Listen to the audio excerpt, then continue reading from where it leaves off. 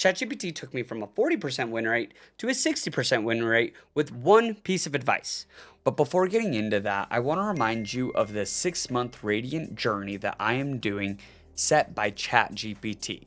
In these videos here, I go over the plan that ChatGPT set for me and the first 2 weeks of my progress, not to mention there are 6 challenges that I will be doing for every month I don't hit Radiant. And as the first challenge goes, if I don't hit Radiant by March 10th, which I doubt is going to happen, I will have to beat the game Get to Work live on stream. With a little bit of backstory, I did want to explain. So a week before this challenge, I actually was told by a licensed therapist that I have ADHD. Probably could have seen this one coming, but cool. All this is to me is another challenge that I need to overcome. So with this challenge starting, I started looking at my gameplay and trying to see, maybe if this would have an effect on how I play. I found out at about 6 rounds, my brain just starts shutting off. I lose focus and I completely start autopiloting. Talking with ChatGPT, we came up with the advice. This is the advice that took me from 40 to 60, remember? After every 6 rounds, I would take a small break to re-engage my brain into the game. Whether it be getting a snack, getting water, stretching, standing up, doesn't matter. I do this break so I can re-engage in the game. There's actually a Valorant pro who does this as well. So on Team MIBR, which just had an insane overtime against Sentinels, and on the team of MIBR, the player Aspas, he actually takes a break every chance that he gets. He leans back in his chair and closes his eyes to re-engage his brain as well. There's another content creator, Keo, who just did a video of doing tips and tricks from pros where he tried this and he also found that this really helped him in his games. Like I said, this really helped me. This was really the only thing that I changed from last week. I'm still working on my mechanics daily. I'm still doing everything that ChatGPT told me to, but with its help, using it as a tool, I was able to come up with new ideas to be able to help me be able to focus consistently. Like, even if you're not ADHD, I genuinely think this is going to help everyone. It's recommended to take a break every 45 minutes to 60 minutes. I mean, a game of Valorant is about that long anyway, so I would recommend taking a break after each game, letting your mind wander. If you're not, and if you do have ADHD, cut that time in half. Take little breaks for you so you can be focused, because autopiloting just doesn't work in this game. There's too many variables for you to just run in and gun. Maybe if you're way better than all the players you're playing against, sure. The first day I really wanted to implement this, but I also wanted to implement something else to also help me engage my mind. Valorant has kind of become cookie cutter because it's just the same thing over and over again. We smoke here, we dash in here, we plant here, we do this. Well, I think the cool part about Valorant is once you have a handle on an agent's utility, you can use it in different ways to make this game your own. So for instance, with Yoru, I know that we need to have this map control if we want to take A, or we need this type of map control if we're going to take B. But how can I do that with Yoru? Where should I TP? Where can I TP? Where can I flash? And so with this in mind, I was trying to not be cookie cutter. I was trying to find different places where I could be able to TP in or dash in, and some of them worked, and some definitely did not. But it was fun, and it definitely engaged my mind. For this challenge, I actually invited my friend Jack to help me with this. So then not only is it my utility that I'm working with, my stuff, but I also have a reliable teammate who's a breach main, where we can pair our utility together all the time to really dominate these lobbies. And we ended up winning 3 out of the 4 games that day because I genuinely think I just had a lot of fun. Day 2 was a little bit more difficult. I was solo queued, but then on top of that, I hadn't eaten all day for health reasons, so I was pretty low energy to begin with. I didn't drop below a 1 KD, except for 1 game, but overall, I still played okay. But I definitely think if I, that day, if I had eaten, if I had worked out, like all the things that I normally do, I do think I would have probably won a lot more of those games. Day 3 was a different story. It was super fun, and I just felt like I was dancing around everybody. But our first game, we ended up drawing that game because our Sky kept throwing for some reason.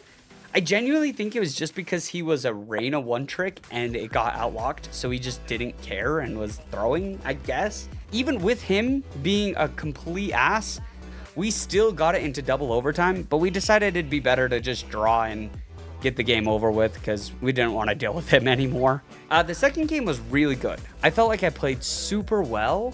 I do think, though, that game was definitely winnable. The issue for me, though, is I didn't really know how to play Yoru on Abyss. Like, yes, I played okay, but there were a lot of rounds that we could have won if I didn't mess up my flash, if I didn't TP in a wrong spot. I mean, that's the whole point of this, is learning and growing so that I can beat these games later. It just kind of goes to show, like, knowing your agent, knowing how to play it on the map is also extremely important. Knowing how the map flow is, and Abyss is just one of my worst maps in general anyway, so I definitely could have played a lot better with a little bit more experience. I also wanted to mention, I think the main thing that could have fixed the Abyss game was also just working a little bit more cohesive as a team. We could have played a 1-3-1 because they were committing more than half of their team each round towards mid. And honestly, I think if we just, you know, contested mid or held mid a bit better and then retook the site, I think it could have been a better game.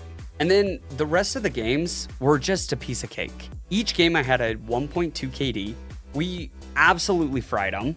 And we won all 3 games. My split game, my Haven game, and my Lotus game. I wanted to show how crazy the Haven game was because we were up against 5 duelists. They have no smokes, nothing. It's basically free pickings. I used a sniper, the Outlaw, and I just kept cooking. We ended up winning a lot of rounds in a row, and I kept getting really good, impactful kills just because they had no real way of cutting off angles. They had no way of really stopping us because couldn't push any of the long angles. Yeah, day 5, the first 4 games I played solo, and the next 4 games I didn't. For whatever reason, today playing in a trio just really affected my own gameplay. Maybe the lobbies were harder.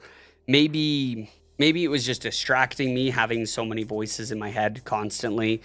Either way, the first 4 games, I felt like I played amazing and won 50%. But then in the trio, I felt like I played terrible, even though we won 3 of those games. But I don't want this challenge to be a I got carried to Radiant challenge. I want it to be where I'm actually improving. So even though I did end up ranking up to Diamond 2 at the end of this day, I just genuinely felt like very awful. I didn't feel like I deserved Diamond 2 getting carried that entire time. So the next day I was determined to prove that I deserved Diamond 2. This was actually a pretty crazy day. I had a game on Haven where our team genuinely just kept over fighting. On Haven, the sites are very small and claustrophobic. I've been editing for about 12 hours now, and I just realized I would go on this huge rant of like how to play Haven, which is all really cool and all, but I realized that I was talking about a different game. The reason why we lost this one is because we had an AFK. The next game, I ended up MVPing, but we did surrender because my teammates couldn't shoot to save their life. After the first half, we had a Teo go 1-11, an Instalock Reyna who went 5-12, and a Omen who was smurfing, carrying the 1-11 Teo, who went 8-11. I don't get it.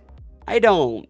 I and the Jet, we did okay, but in the end, we just said, hey, let's save our mental and just hop out. The next game, that same Jet that I told you that did okay, yeah, we actually queued again on the same team. This time, we had 4 duelists on our team, but the vibes were good. We were chilling. And because of that, we absolutely dominated them. Well, we won 13-11, but we all played super well. It was a good game all in all. And then the last game of the day, I played like absolute garbage, but I clutched up the last round. So that basically means I'm the best player in the world.